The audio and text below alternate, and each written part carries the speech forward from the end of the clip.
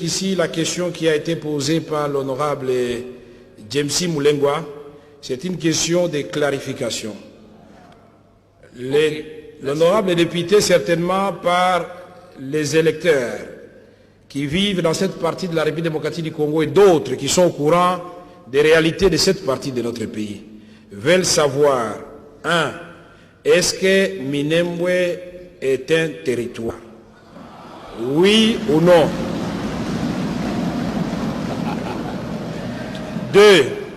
2. Si ce n'est pas un territoire, est-ce que c'est vrai qu'il y a un certain Efoloko qui y exercerait les fonctions d'administrateur du territoire? 3.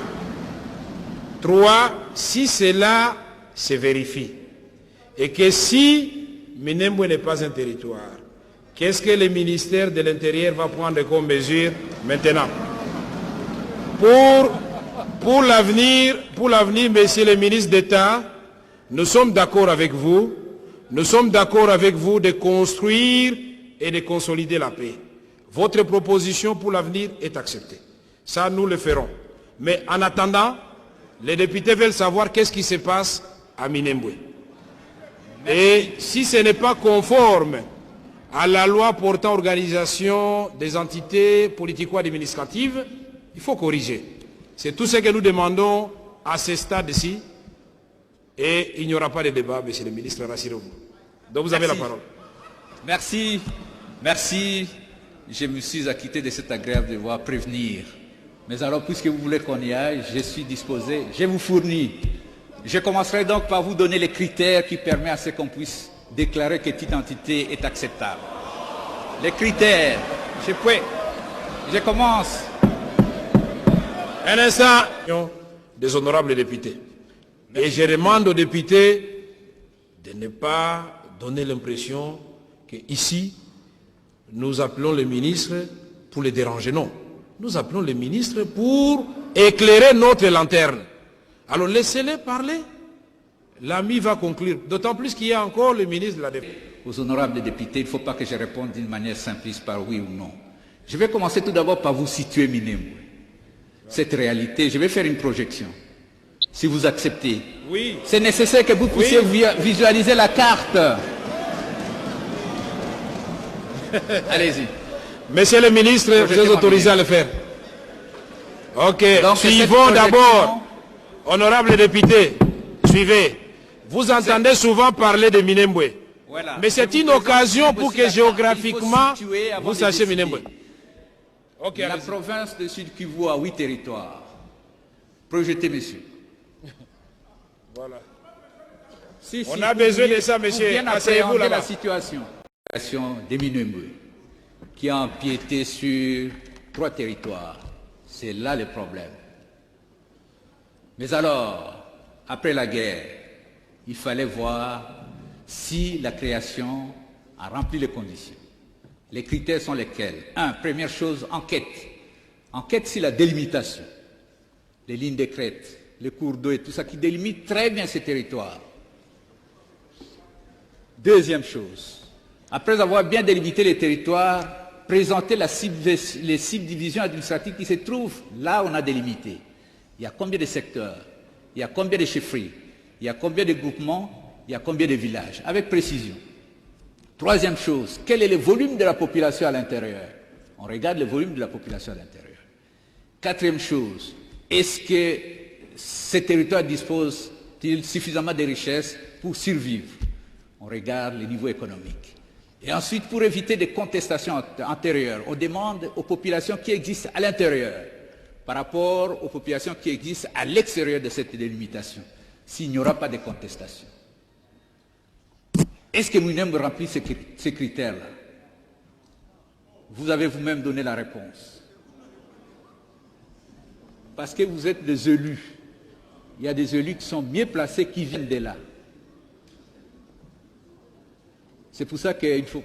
Donc, premier critère, délimitation, pose problème. Parce que ça empiète. Deuxième critère, volume population.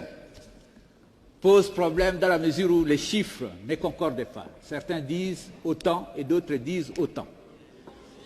200 000, d'autres disent 250 000 et d'autres disent que c'est moins de 100 000. Troisième critère, quand on interroge ceux qui sont à l'intérieur, on interroge ceux qui sont à l'extérieur des périmètres, tous disent qu'il y a problème parce qu'il y a empiètement. Empiètement, certains territoires ont été amputés, comme le schéma le montre là.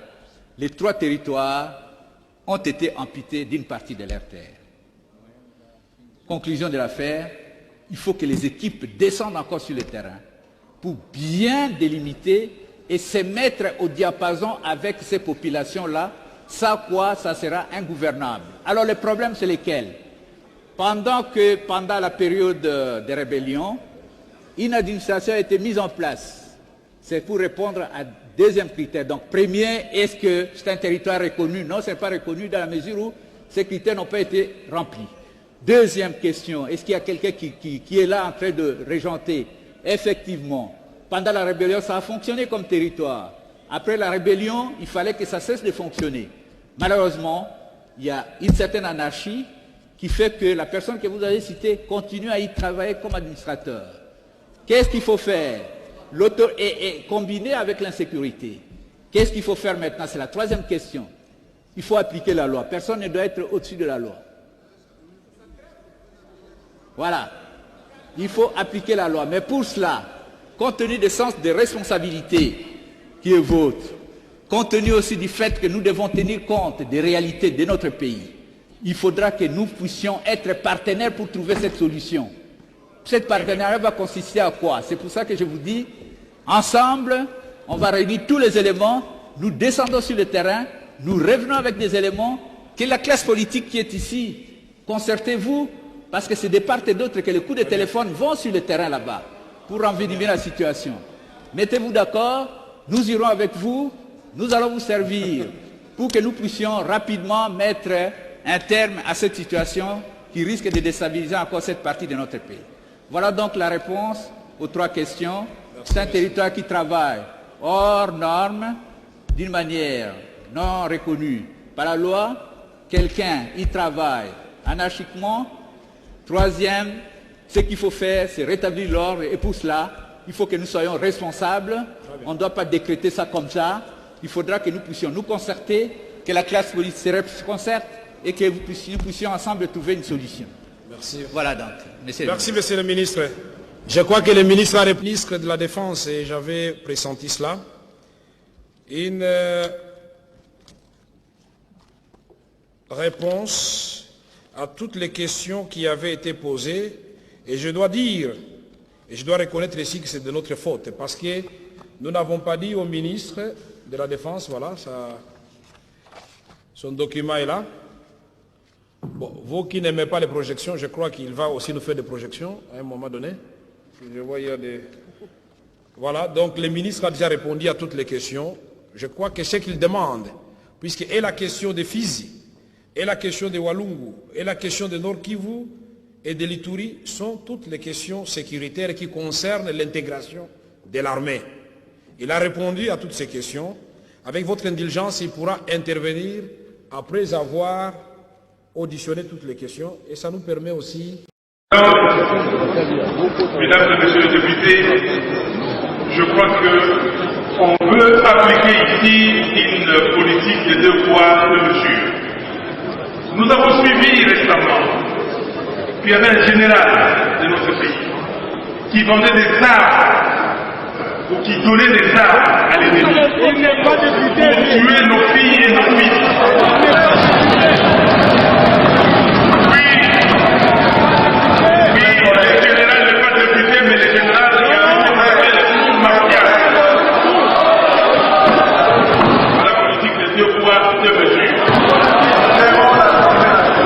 Je n'ai pas entendu instituer dans ces pays une cour martiale pour juger les généraux admissibles.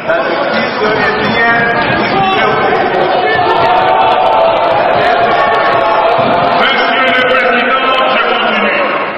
Maintenant, revenons au dossier Lumbala. Monsieur James Kabarebe, ministre de la Défense du Rwanda, nous a dit qu'il y avait des complicités internes. Ici, vous avez une comme moi, certainement, son entretien avec les collègues Drachman, il a cité des noms. Est-ce que vous avez relevé ça ici? Monsieur le Président, ici, dans cette assemblée, Monsieur le Président, j'ai évoqué les cas du Rwanda qui attaquait les Congo. Vous avez refusé le débat. Est-ce qu'on vous a traité de complices? Vous avez refusé le débat. On aurait pu engager le débat depuis longtemps. Monsieur le Président, Monsieur le Président, comme agresseur de la République démocratique du Congo. Monsieur le Président, complicité pour complicité. Le CNDP, alias M23, il est membre de la majorité présidentielle. Il est membre de la majorité présidentielle. Je décide avec mon gouvernement que tous les réfugiés devaient quitter le territoire de mon pays au plus tard le 31 décembre 1995 et que le président Mobutu me dit ce n'est pas comme ça, prends une position contraire et je reçois de la communauté internationale le secrétaire général des Nations Unies Boutros Ghali, le sous-secrétaire d'État américain, George Moose, le directeur pour Afrique, Rochero de la Sabrière, pour me dire, écoutez, non, il faut suivre la voie du président, il ne faut pas vous opposer au président sur ces chapitres. Alors que toute la population du Kivu avait mobilisé ses moyens de transport pour aider les réfugiés à rentrer. La vérité, c'est que la communauté internationale ne voulait pas, alors que la même communauté internationale, par 2 résolutions du Conseil de sécurité, a voté le déploiement de forces multinationales qui devaient constituer les couloirs de sécurité pour permettre aux réfugiés de rentrer dans leur pays dans la paix et la dignité. Cette même communauté internationale reviendra sans que les résolutions du Conseil de sécurité aient été démenties par d'autres résolutions, qu'on ne déploierait plus parce que le Rwanda venait de bombarder les camps des réfugiés et que tous les réfugiés sont rentrés. Je me pose une question. L'armée rwandaise ne dispose, ne dispose pas d'une force aérienne. Ni avion, ni pilote. Avec quoi a-t-on bombardé les camps des réfugiés? Qui a bombardé? Je sais qui a bombardé.